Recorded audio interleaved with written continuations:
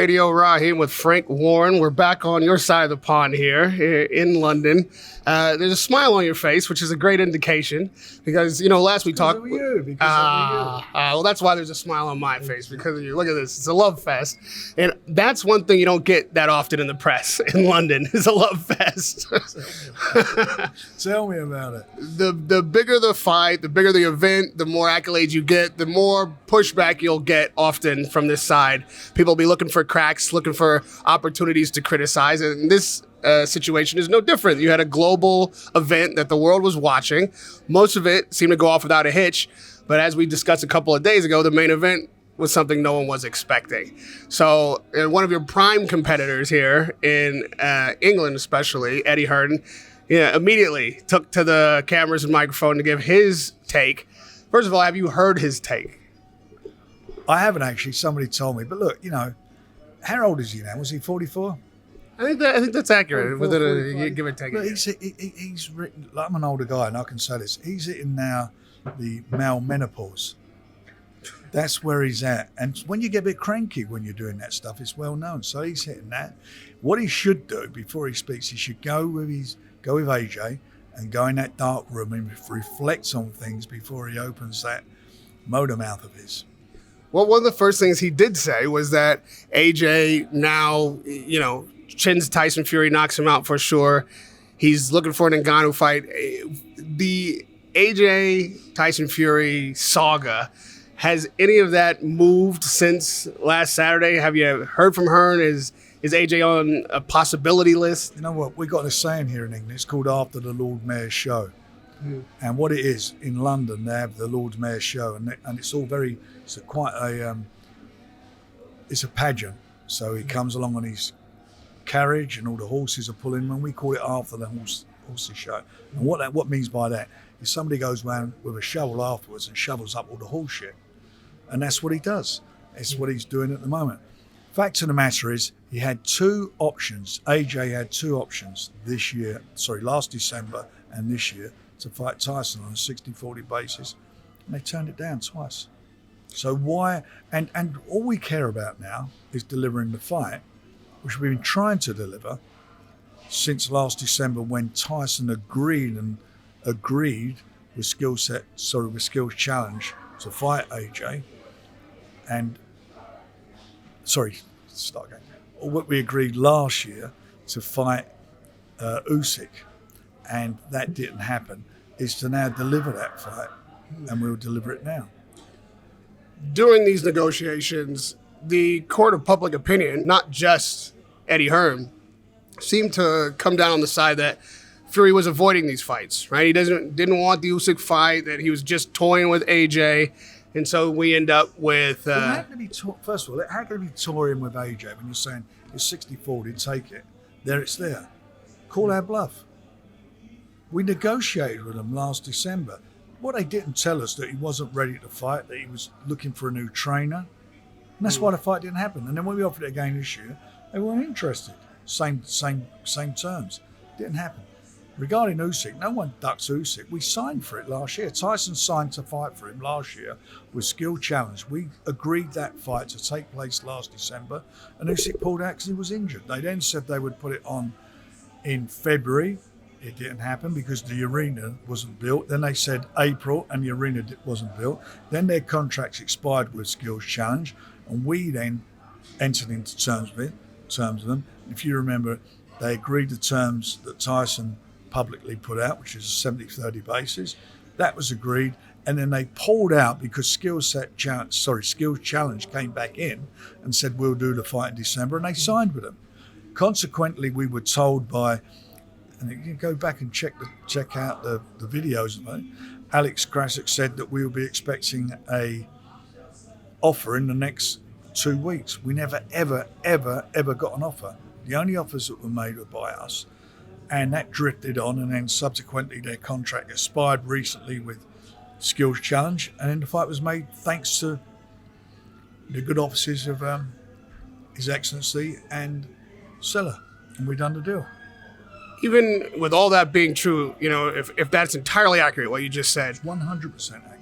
Are you concerned though that as we say in America, the shine has come off the apple with Tyson Fury, between Dillian Whyte, Chisora, and now having trouble at the least with Ngannou. He doesn't seem like the dominant heavyweight that is willing to fight anybody and wants to become undisputed champion that maybe he once was 2 years ago. Well, I don't think there's any want about it. We've tried to make the fight, so the want has always been there. As to what will happen when the fight takes place in the first quarter of next year, whether he's the same guy or not, we'll find out. We're not going to find out until he gets in the ring.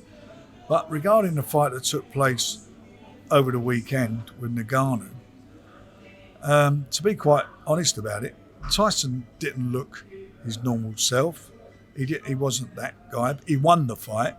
You know, you go back and sit down and watch it and look at scoring parts, scoring punches, not guys who are not reaching out with your gloves open. It's got to be the scoring punch part of the glove. Despite the knockdown and so forth, he won the fight. And I think a lot of people good, knowledgeable people in boxing will agree that. No one's going to change my mind on it. That's what it is. As regarding the fight, I said before the fight, this guy will be tough and he will come to fight. He comes from that sort of background. He's a competitor. He's the best in what he does in his discipline. He's not going to come and roll over. He'll come and have a fight. My expectations of the fight was that they actually would stand toe-to-toe and it would be over in 2 or 3 rounds maximum. That was my opinion. What I didn't expect was this guy to be a boxer. He'd come out and shaped up and he boxed. And not only did he box, he was switching from orthodox to southpaw. He was switch hitting. You know, he was a smart guy. And when Tyson was sort of fainting to him, expecting him to lead, he had the nous not to do that. So he was really well prepared for the fight. And I get that because obviously there's a lot of footage of Tyson and he had that to look at to work out what his tactics were going to be. Whereas Tyson, there was nothing. There was nothing you could look at to see what this guy was. Every time I was being asked, how do I know what's going to happen on the night? He's never been in a boxing. I've got nothing to look at. If I looked at it now, and if Tyson looked at it now, it'd probably be a different fight altogether. We never had that to look at. But I'm not taking any way thinking away from Ngannou. He done extremely well. Tyson, as he said himself, he trained for the fight. He's not making any excuses. There's no excuses to be made. You can't change what happened. What happened. And now we move on to the big fight.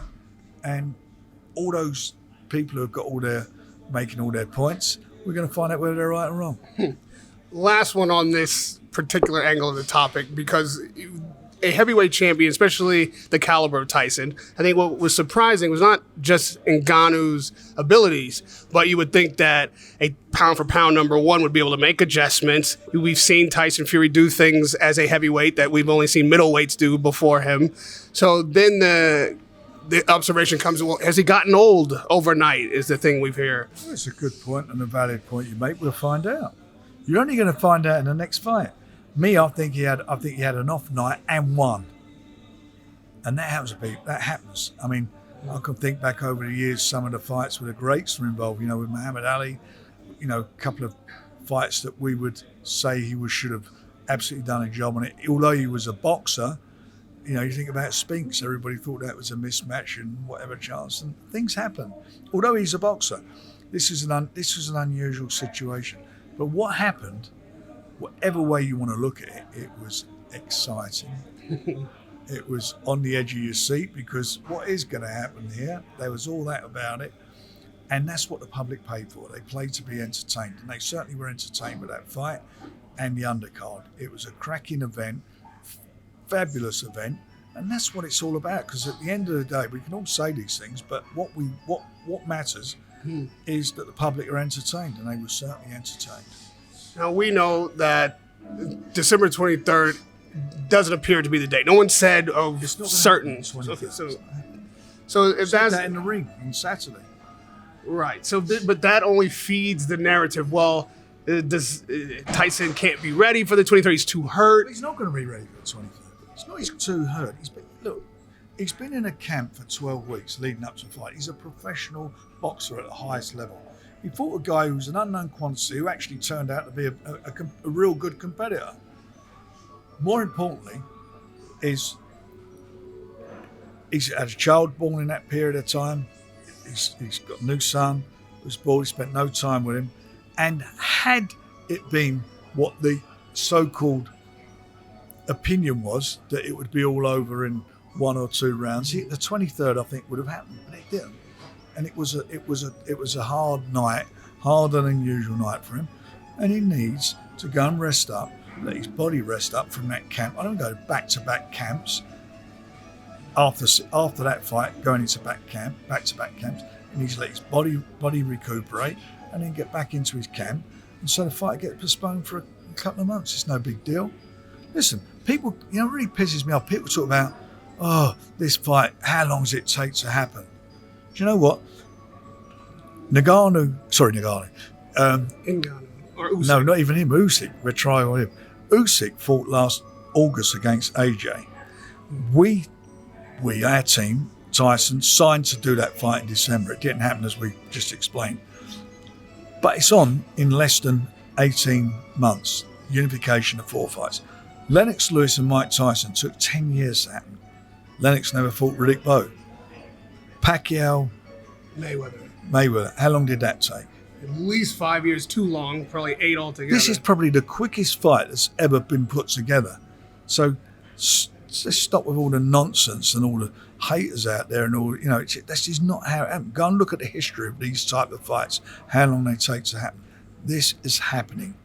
It's signed. It will happen. It's going to be exciting. And who knows, down the road, see what happens with Ngannou. He may get in there again. Well, to your point, it will make Usyk and Fury even more interesting because of all these criticisms that people have of Fury. A lot of people make Tyson a big favourite. The majority of people I spoke to made him a big favourite. So did I. And now people may have different opinions. I still think that he's a big favourite. For me, he's a big favourite. We will see. All these questions will be answered when they get into the ring. And that's what's going to be so like intriguing. This one. But is there a possibility that Fury's punch resistance has gone down? This is another Eddie Hearn observation. Well, do you know Eddie Hearn, if he knew about boxing, then I could sort of take what he says sometimes with a bit of respect. Punch resistance is not going down, it's getting up. Lots of fighters go down. It's the ones who get up who've got the punch resistance. He got knocked down in his last fight before that twice against the biggest puncher out there. Got up and done what he had to do. In the first fight, he got knocked down, was it? A couple of times in that time. Yeah, twice. Twice, yeah. Got knocked and got up against the hardest punch. That's called punch resistance. That is punch resistance. Larry Holmes had it. Punch resistant. Great fighter. Punch resistant. Muhammad Ali had it. Went on the floor, got up. Punch resistance. That's the difference. Getting up. For Ngannou's sake, everyone is crediting him with a great performance, as you have. Yep. So the big question is, well, what is next for this guy who has, really the world at his feet? Where do you think and when do you think we see Ngannou in the ring again? It's just hypothetical. Hypothetically, if I was in his position, he'd come out. He should come out in the next 6 months. No doubt about that. We'll see what happens. We'll see what happens with it. Now, last time I said Zhang Ngannou makes perfect sense to me. Makes perfect sense to me, but unfortunately, that man is injured. Zhang is? Yeah. What's he injured with?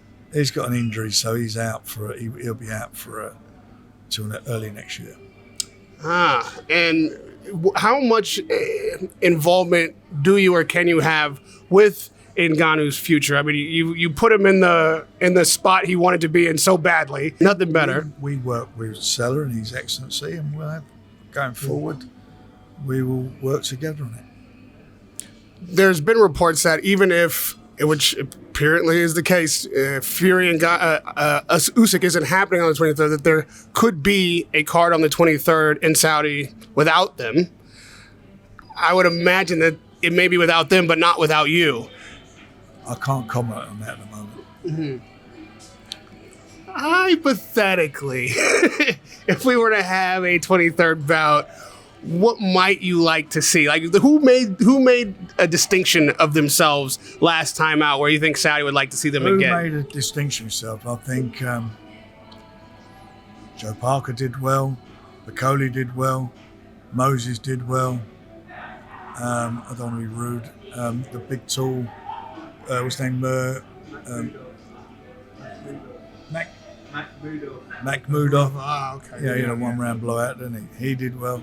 And Fabio did well. Yeah. Might we see a Fabio Wardley David Adelaide rematch? I don't know. Let's see what happens. If we do it, it'll be sometime next year. Look, David's got to go back to the drawing board and rebuild his career. I'd like to see him throw the jab more in that fight, which he didn't do. And, he'd done well up to a certain point. Then he started doing too much of the same thing. And I think that's what happened. But I'm not taking anything away from Fabio. Lovely guy. Really, he's a good advert for British boxing. Done extremely well. I don't think that an argument can be made that you had the biggest fight of the year, the biggest stage. I mean, we all thought it would be Spence and Crawford would take the cake. But really, I think there was more attention on this, and certainly in the aftermath. And we thought we might get Ben Eubank also this year on the 23rd, which, was shaping up to be some counter programming. But do you think we'd be worried about that as cancer programming? Come on. I mean, Come on. What title was it for? I think legacy bragging rights would be the best I could come up with, and I'm sure the WBC will come up with a belt for that. It's not a bad try, but it's a load of crap, really. Listen, you know what nobody's focusing on? I remember Chris Eubank Jr. made a really valid point. He lost that first fight to Liam Smith, yeah? Yeah. And in return, he won it. He won it in style. And I thought Liam didn't look, he certainly you talk about fighters looking old overnight. He did look like that.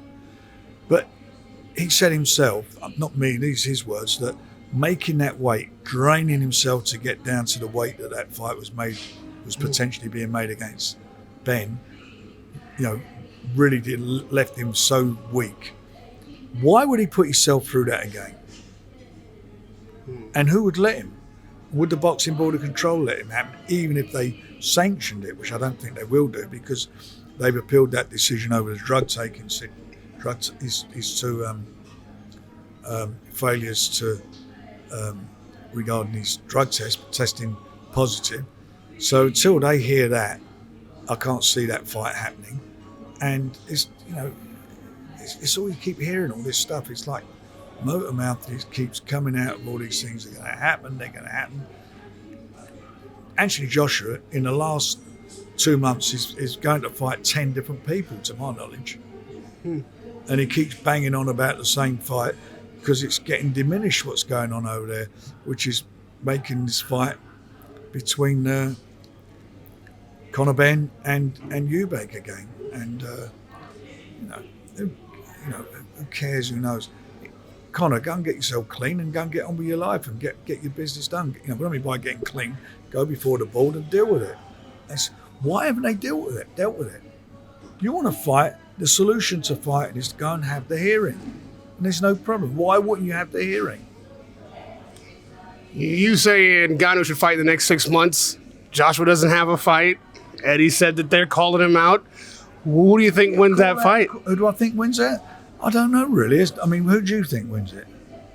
Oh, come on. Do you think there's much in it? Listen, Do you think he would have a chance against Joshua? Ngannou. Yeah. I'm on record saying no MMA fighter can beat a traditional boxer. So am I. My quotes are all over the internet right now. So am I. You're going to make me say it again. I'm on the same thing. They didn't, did they? Tyson won the fight. But I'll tell you what, he showed to me that he would give a lot of people problems. And I'd say something, he caught them, there you go. Because Tyson, contrary to what whatever his name is says, has a good chin. That's why he got through the fight. That's the difference. He got up, got through it and won the fight because he's got a good chin. Even though Tyson says legacy doesn't matter, the undisputed heavyweight championship matters. It does. Right? I mean, I know he says that, and that's what he says and what he feels. For me, being involved with him, it does matter because for me, I want him to prove what I say. He's the best. I probably don't mean anything to him, but to me it does because, I've been involved with Tyson since he come back fight, and before that, did a couple of fights with him, and I love him dearly, and I want to see him come through and prove to everybody, which I do believe he will do, once these two guys get it on. And all the sanctioning bodies have to cooperate for that to happen. So just to clear up any confusion, being that the 23rd isn't the date that's happening, that the IBF, we were thinking the WBC might step in and make an issue, but... Right, so the next mandatory fight is Hrgovic v. Usyk. Okay, that's the next one. The IBF has sanctioned the fight. Contracts were lodged. That's the only reason. It wasn't being disrespectful to Ngannou or anybody. That's the only reason it came out that the fight was made, was because we had to lodge the contracts. And once those contracts are lodged, they would then have to give them to the other side, which is Hrgovic's team, and it would have come out. So we took the bull by the horns and announced that the fight had been signed. That's the only reason it came out. No disrespect to anybody. That's what happened. But there is a date certain set by the IBF that this fight has to take place by. It's got to take place by 2030. And is that irrespective of injury or any other delays? It just has to happen. So it's 2030, so they've got 7 years to get it on. Yeah. Well, Frank, It's got to take place. It's got to take place by in the next. Where are we now? It's got to take place in the next 5 months or so, 6 months or so. Fair enough. Well, I could sit here and talk to you for the next 7 years and 5 months or 6 months or so, but I won't take up that amount of time. I appreciate your good sport. I know that some of these things are uncomfortable, but it's what's been said, and I think you've, in good nature, answered the questions that have been put before you. As always. And by the way, we missed it. I watched it on TV. Arsenal's 5-0 job on Saturday. Did you watch it? No, I didn't. See, our team. You didn't watch our team. But wait, they lost. No, we got our ass kicked last night. That's why, because I wasn't watching. See, I can only focus on the matches that win, and so next time they play, I got to be there so that we can win. Yeah. I'm your new lucky charm, Frank. It's last Saturday and next Saturday. That's it. Keep going. For Radio Rahim with Frank Warren.